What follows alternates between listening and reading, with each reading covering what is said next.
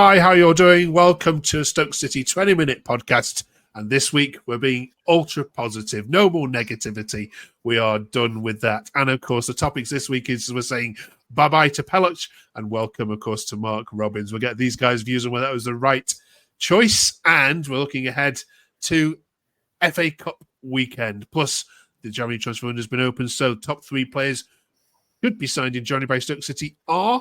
We'll get these guys to give us their views on that. Plus, can they keep Tom Cannon with rumours that his loan is about to be recalled? Welcome back, Carl and Liam and Adam, and welcome for his debut.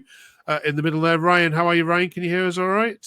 Yeah, I can hear you perfectly fine. Thank you very much. Good stuff. Right. And of course, please drop a comment below as to you think the top three players that you should be signing for Stoke City. All right, let's kick this off, Liam. First of all, goodbye, Pelach. You were finally you were at the Leeds game. I think it was pretty clear what was going to happen after that game. But should it have happened 2 games sooner than that? Should have happened 4 or 5 games sooner, in my opinion. When we lost to Sunderland away, I was calling for him to go, and it was nothing personal. It was just god-awful tactics. You could see it from a mile away. It wasn't like a vendetta, and it wasn't to maybe give him some time and give him a transfer window and see how he goes on. He was so far out of his depth. It was unbelievable. So I stand by it. He was never going to improve, even with a transfer window. It was never going to get any better. So yeah, it's the right decision. Okay. Carl, what did you make of Walter's comments after that? He nearly held his hands up and said, look, I want the best for Stoke City. And he never used the term, this one's on me, but did he buy some favour back with the Stoke City fans with his briefing? I think he had to do it, didn't he? I mean, he should have held his hands up because it was all on him. He was the one who got rid of Schumacher, and Pelach was his man. Yeah, it's nice to see a bit of accountability, isn't it, really? But yeah, it was definitely all on him. Everybody thinks he should have gone the same time as Pelach because, like I say, it was his man. You live and die by it. But he's bought himself some time, and they've brought Robbins in very quickly. So it was a good quick move. So I think he's bought himself a bit more time now. Okay, Adam, there were lots of rumours and conspiracies around who was going to be interviewed for the Stoke City job. They have acted pretty quickly, unlike West Brom and Plymouth and Cardiff and others. Are you surprised, first of all, at the speed of which it was done? It depends which way you look at it, because as Liam said there, we probably should have got rid of Pelach 3 or 4 games sooner.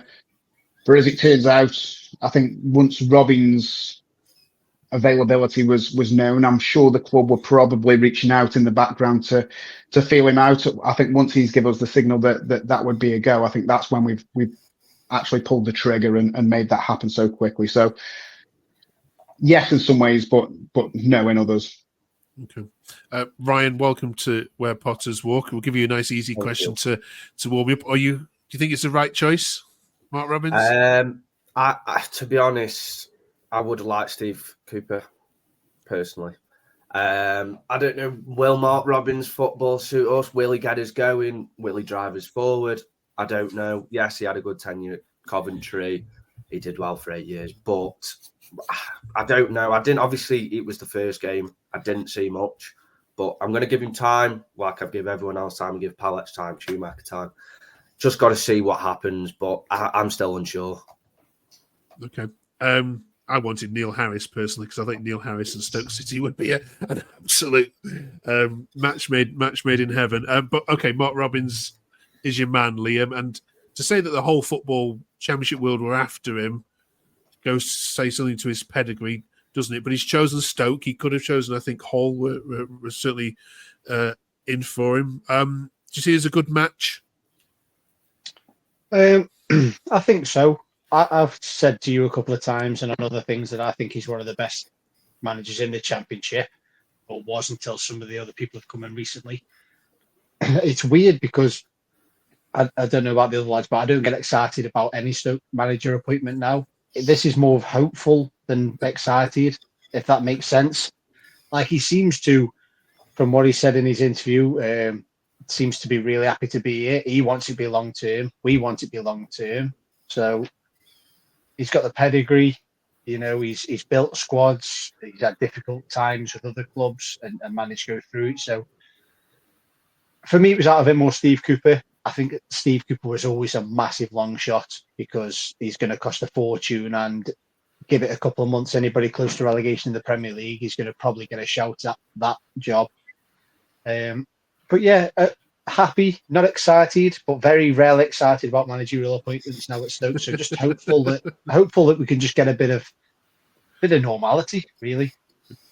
Carl, the Coventry City fans were saying, look, it wasn't so much him as his backroom staff that he had, which was a success at Coventry. What have you made of the appointments that have been made to the backroom that are going to be coming with him? Very positive, yeah. I can't say I knew much about him, quite ignorant to backroom staff, but when I've read on the Stoke website, they've got good pedigree, the lads that he's brought in with him. I've read something as well that he was having phone calls over Christmas, ready to set up this backroom staff when he does get another job. So I think it's very positive. Like I say, I think what Stoke need is stability, and it's a project. It isn't going to be a quick fix. We know that. We've been mismanaged for so long now. We keep getting managers in. I mean, we used to be a club that was stable. You look at Tony Pulis, we had him for years. We had Mark Hughes for years. Now we've become a club, I think it's something like seven managers in 7 years, something ridiculous like that. But yeah, no, his backroom staff looks very positive. I think it's a positive appointment for us. As Liam said, I can't pretend I'm going to get excited. He's going to need a lot of time and a lot of patience, something that Stoke fans haven't got. We'll come on to the Plymouth game in a second, but before that, Adam, we always go through every single Stoke City game on this channel. If you've only just come across us, please press the subscribe button down below. But let's talk about the Shawcross games for a minute, shall we? Because I bet no one had that scoreline. In fact, Stoke City have been, there was a tweet out that Stoke City have repped coupons for the last 3 championship weekends, with not losing to Sunderland, not losing to Burnley, and then not beating Plymouth. What did you notice was different in the setup against Sunderland and Stoke City, or is this just a team just glad that their nonsense manager's now gone and they're playing for someone they respect now? Yeah, they certainly busted my coupon last weekend, put it that way. But my view on Pelach is I think he was confusing the players too much. I think he was coming at it with this Pep style, almost folder of things he wanted each player to do. And you're not going to get that with bottom end championship players. They're not world-class players. And you could see it. There was almost confusion. The players didn't know what to do. And I think Shawcross has just come in and reverted back to basics. I think he's just gone, do what you do best. Defenders, if it's coming, get rid of it. Get the ball to the technical players, like Juno and like Berger, who can make things happen on the field. And that's what we saw. And there was a bit of spirit and a bit of fire in there. And maybe it's even a bit of, go and prove that you can get the shirt on your back for the next manager that's coming in. All right, we didn't have the greatest performance yesterday against Plymouth, or, it was a little bit dire, but I suppose with all the games that have come over Christmas, that's to be expected in some respects. So, we'll give that one a bit of a pass, and we'll see what Robbins does in these next few games. But certainly the 2 games under Shawcross was much better. It just goes to show what was Pelach doing. It's unbelievable. It was night and day. Yeah. Brilliant.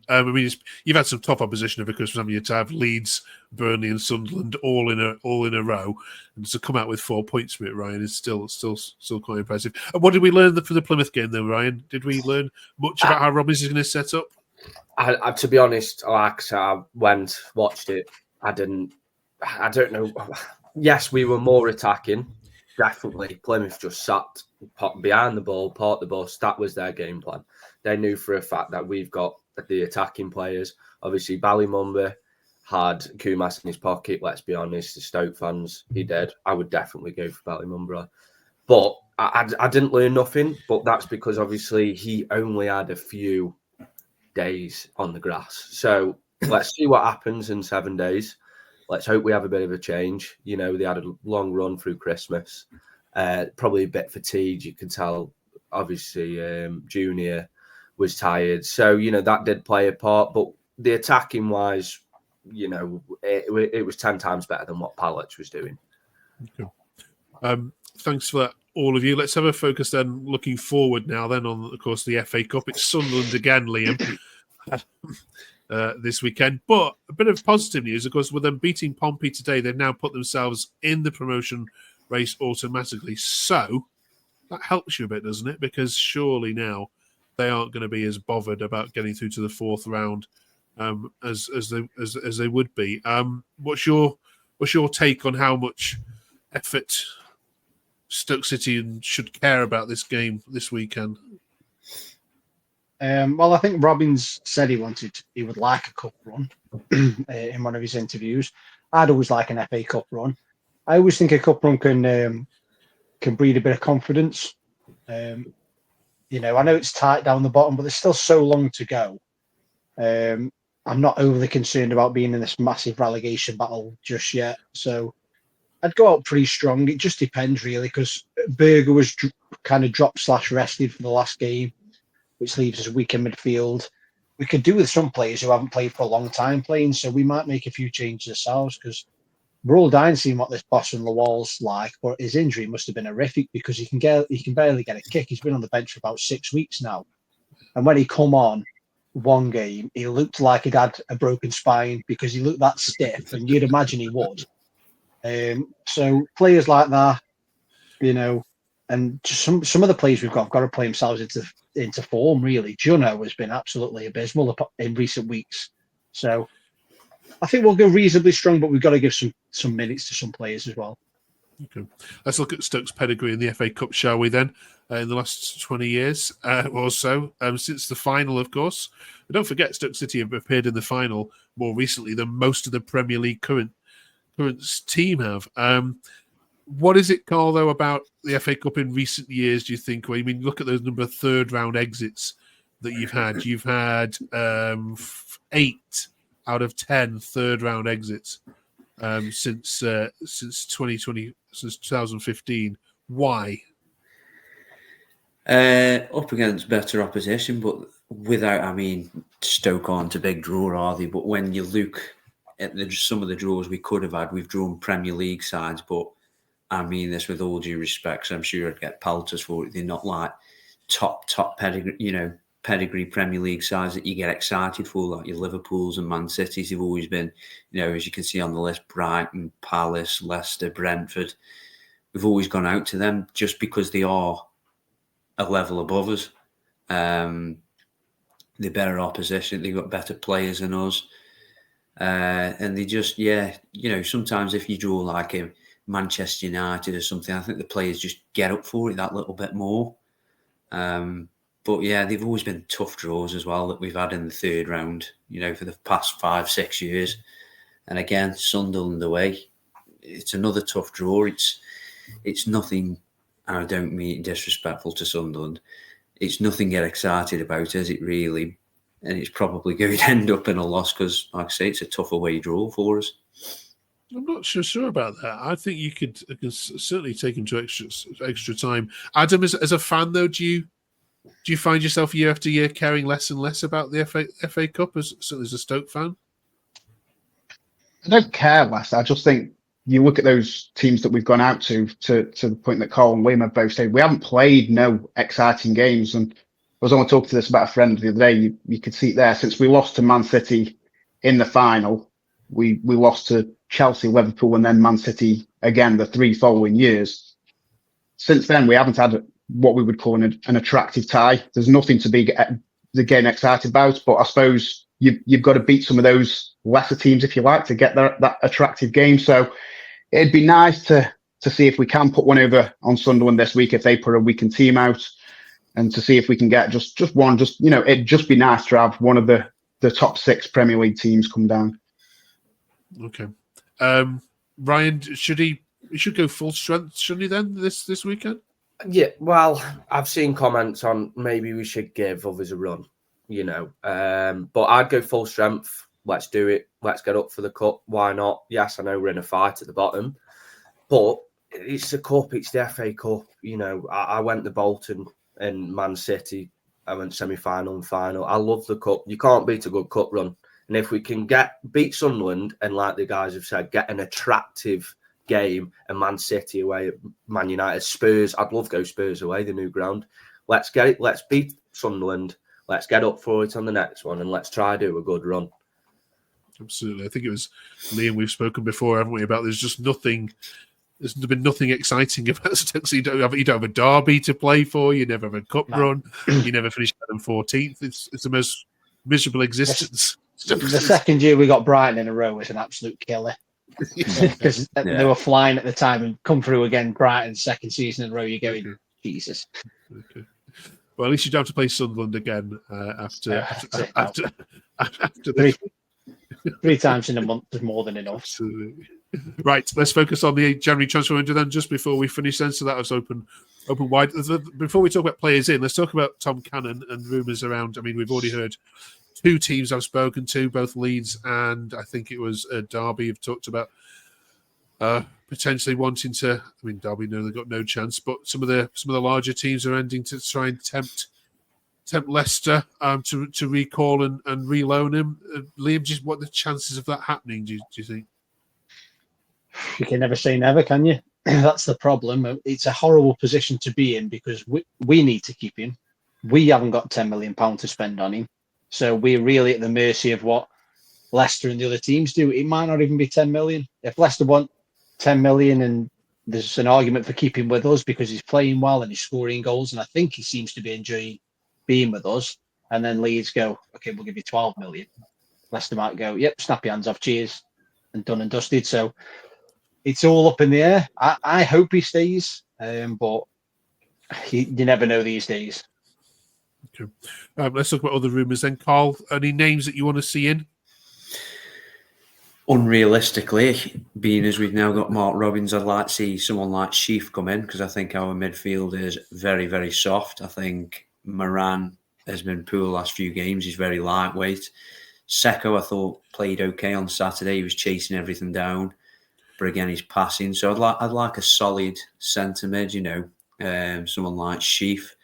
I've heard, and I think most championship clubs have been linked with, is he Louis Barry, is it, he's out on loan at Stockport at the minute. I've heard quite a few championship clubs are looking at him. But yeah, I think the main panic is like what you've just touched on. We don't really want to be losing Cannon. It happened to us, I think, last season. We had Travers off Bournemouth. He was playing really well, and then they recalled him because they were having a goalkeeper crisis just for sticking him on the bench, and it did kill us. And I think losing Cannon would absolutely kill us because we haven't had a striker getting to double figures for many seasons. Okay. Adam? It's a really tricky one with the new manager because you don't know what style he's going to implement. So you don't really know what players he's going to be in and after. Cannon, yeah, there's nothing we can do. All we've got to do is hope that he's still here at the end of the month. We certainly can't afford him, especially after sacking Pelach. That's another manager. What's that? 3 or 4 managers' wages that we're paying out there now. So we're not going to be spending a lot of money. I think what we've got to do is get players fit first. I think Gallagher, you look at him, he hasn't played 270, 360 minutes of football so far this season. Bosun Lowell has played less than 90 minutes of football so far this season. We've got Pearson to come back, should be coming back in the next 4 weeks or so. So he'll add some grit to that midfield as well. But yeah, you lose Cannon, and with Gallagher's injury rate so far this season, you'd probably think you need another striker in there. That would be the one I'd go for. Okay, good chance.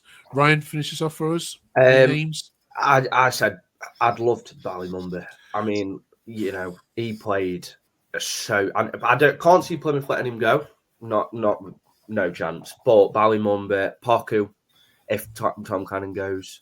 But obviously, as the guys have said, we've got to keep Tom Cannon. Well, I know I've been told we've got 3 million to spend, and that's the max we can do. Else, if we go over, it's FFP. But Tom Cannon, we've got to keep him. Not seen a striker like him for, gosh, I can't even remember last time someone got into double figures.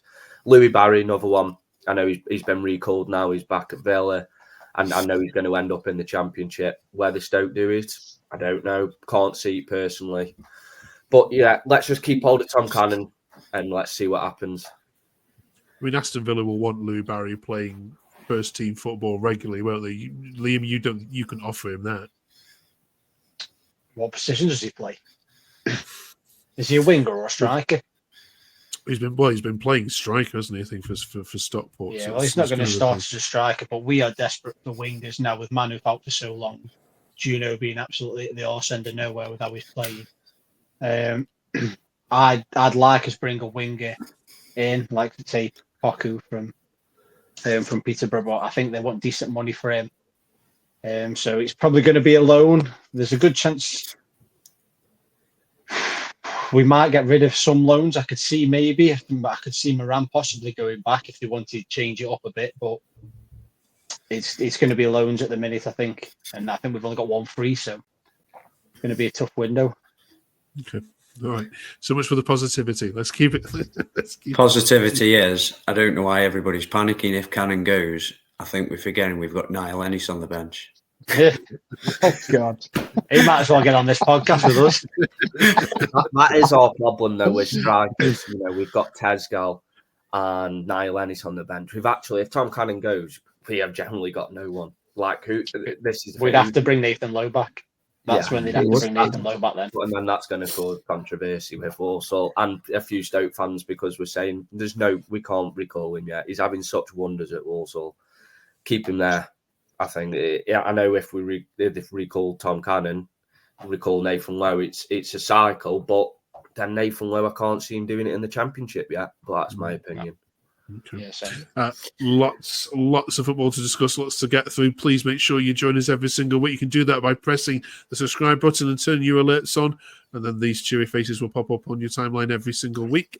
Thank you very much, you four. Enjoy the Sunderland game if you possibly can, and we'll catch up with you next week to preview West Brom away, isn't it? Is that the next one? Yeah. West Brom away. Okay. We always beat West Brom. Always beat West Brom. That's the old song, isn't it?